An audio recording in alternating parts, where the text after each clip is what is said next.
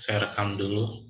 Oke, jadi hari ini sebenarnya beruntungnya adalah karena uprak belum bisa dilaksanakan, kalian bisa mempersiapkan uprak dengan lebih baik lagi. Kalian bisa mempersiapkan uprak dengan lebih baik lagi. Nah, saya akan kasih tahu penilaiannya, contoh penilaiannya. Contoh penilaiannya itu seperti ini. Kemudian kelihatan ya.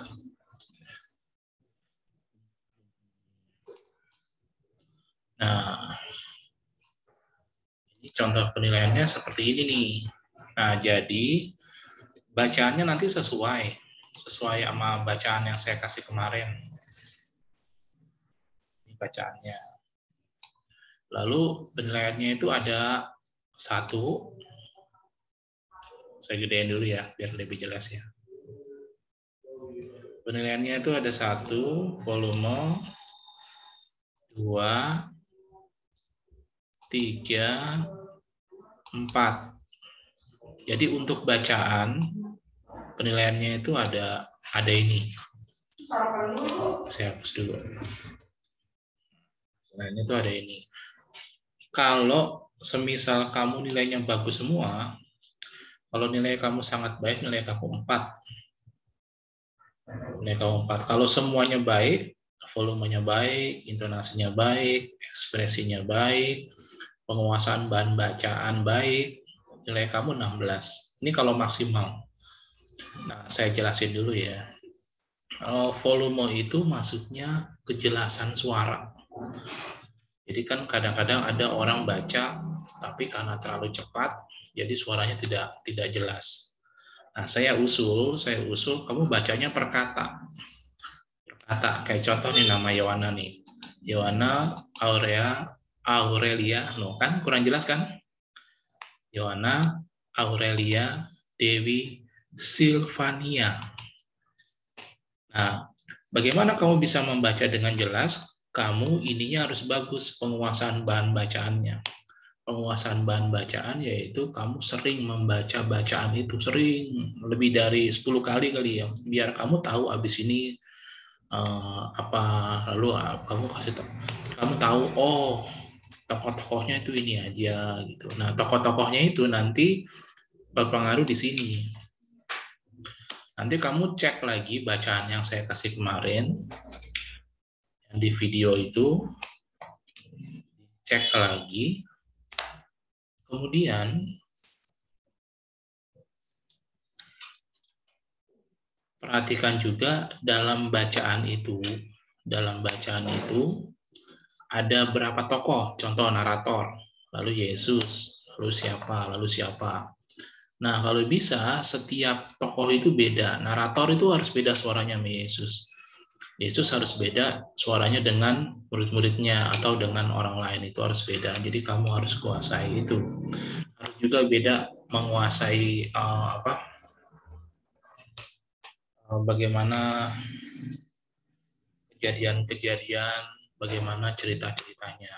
Lalu yang dinilai juga adalah ekspresi. Ekspresi yang paling mudah dilihat adalah ketika kamu tidak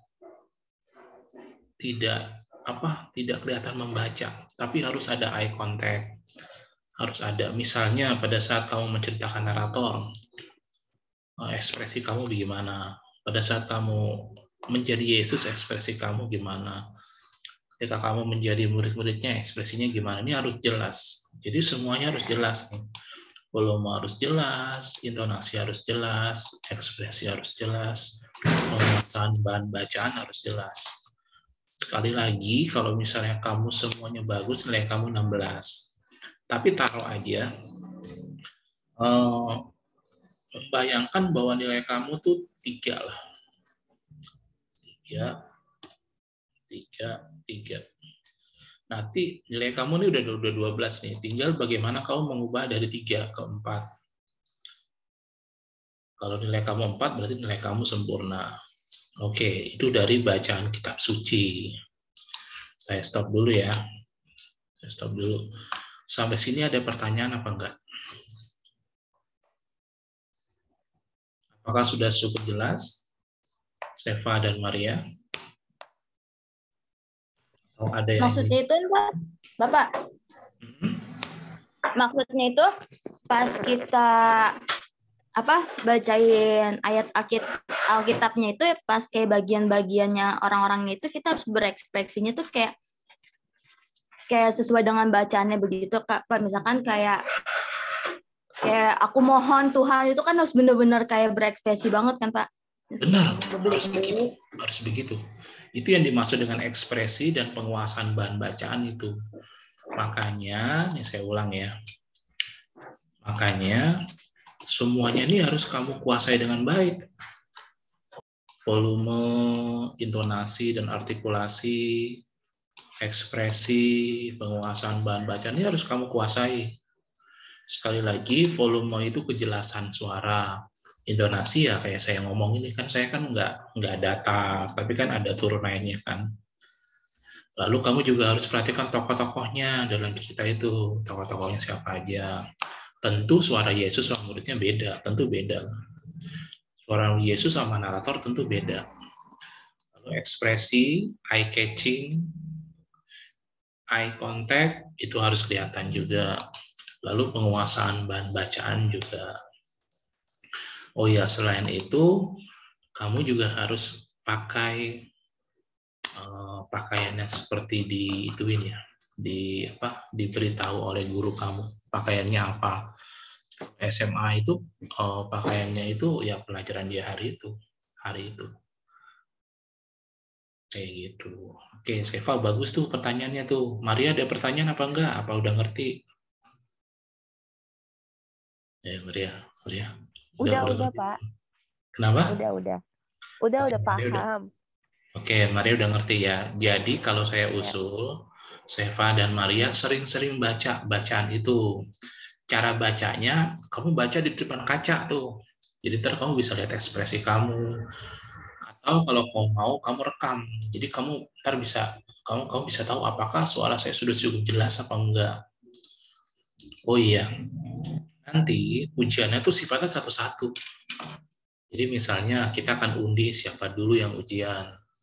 Jadi nanti antara kamu dan saya doang. Kalau kamu izinkan, kamu boleh mengizinkan. Kan kita kan pakai Zoom ya. Andaikan aja kita pakai Zoom gitu. Kalau misalnya saya izinkan, maka Maria boleh lihat. Tapi kalau hanya saya izinkan aja, kalau saya nggak izinkan ya, jangan deh Pak, saya mau sendiri aja, ya udah. Orang saya aja nih, saya aja sengaja kalau pada saat kalian praktek itu saya begini. Jadi membayangkan bahwa saya tuh nggak ada di situ, biar kalian lebih enjoy. Kayak gitu. Oke, yang pertama udah cukup jelas ya. Saya mau yang bagian kedua sekarang. Ini yang bagian kedua nih. Nah ini yang bagian kedua, itu adalah khotbah. Nah, khotbah yang harus diperhatikan adalah pertama ini. Khotbah tentu kan ada judulnya tuh. Oh ya, nanti khotbah itu kamu harus kirimkan sama saya ininya ya, printannya ya. Printannya kamu harus kasih sama saya tuh. Jadi nanti khotbahnya itu harus di-print supaya kamu lebih gampang juga. Jadi jangan lihat laptop atau ngelihat HP, nanti kelihatan kurang enak dilihat karena kita akan rekam. Jadi diperhatikan juga temanya apa, judulnya apa, lalu volumenya. Volume itu yang tadi, volume itu kejelasan suara. Jangan terlalu kecil, jangan juga terlalu besar. Lalu intonasi yang tadi. Lalu jangan lupa di sini, di khotbah ini juga ada pesan yang kamu sampaikan tuh apa. Jadi dengan khotbah ini kamu ingin orang yang mendengar itu bersikap seperti apa. Lalu ada ekspresi kamu jangan terlihat tidak membosankan. Jangan terlihat membosankan. Jadi nanti pada saat nanti kamu khotbah, saya minta kamu yang perempuan itu rambutnya dikuncir biar rapi. Soalnya nanti akan direkam video. Lalu saya juga akan minta kamu jangan langsung khotbah. Kamu harus ucapkan Selamat pagi, nama kamu siapa, kelas kamu berapa, kelas apa. Lalu kemudian saya akan membawakan hari ini.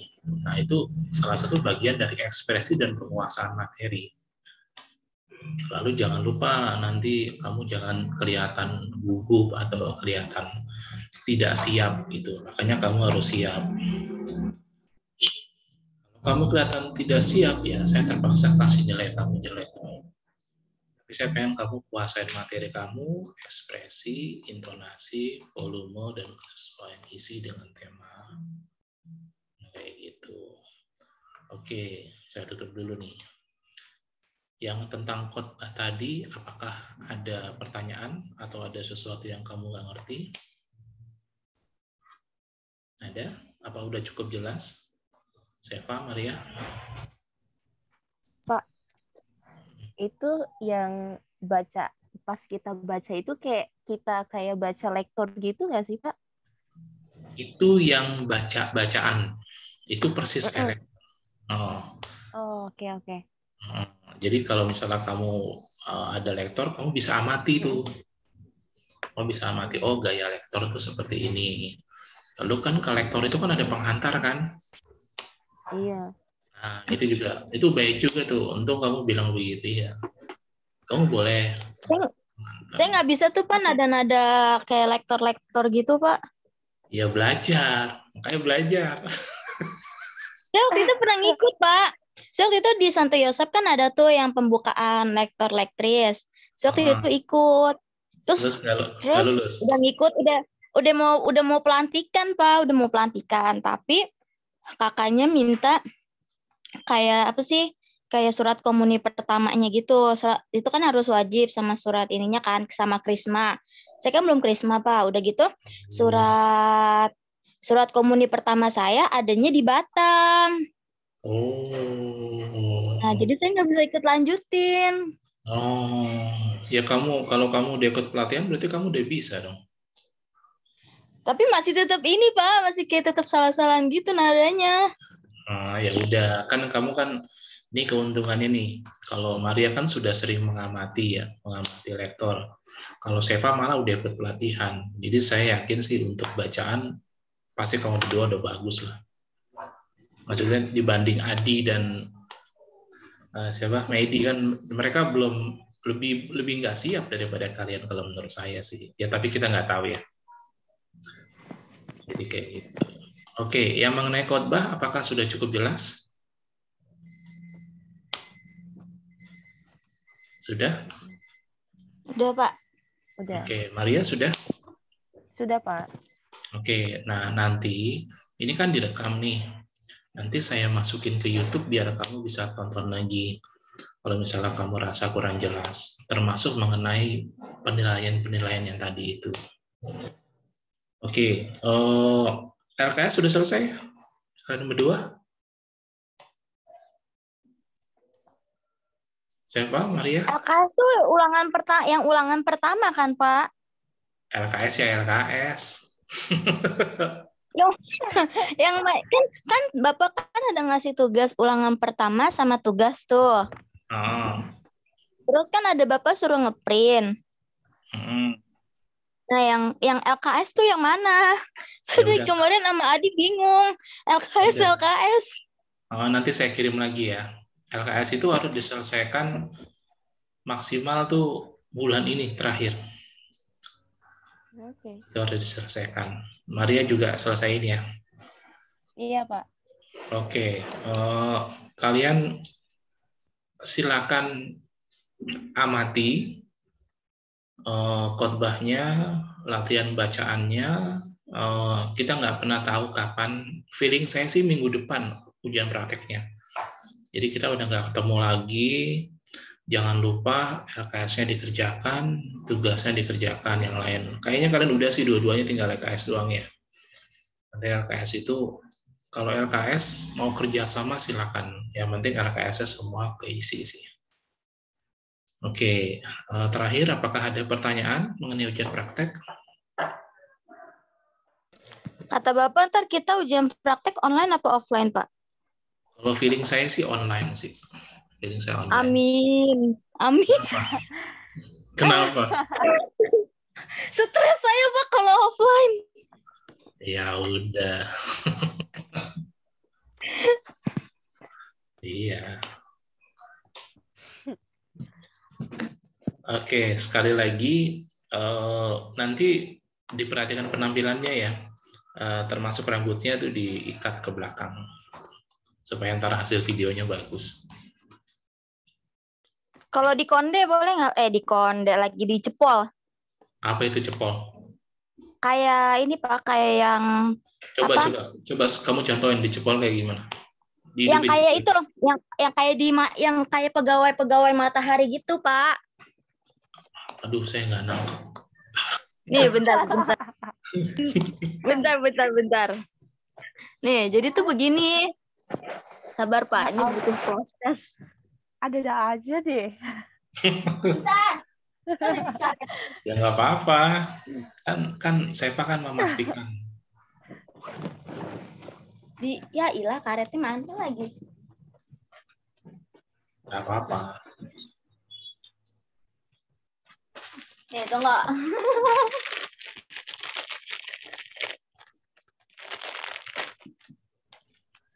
Hah, ya. Bentar, ngikat rambut dulu.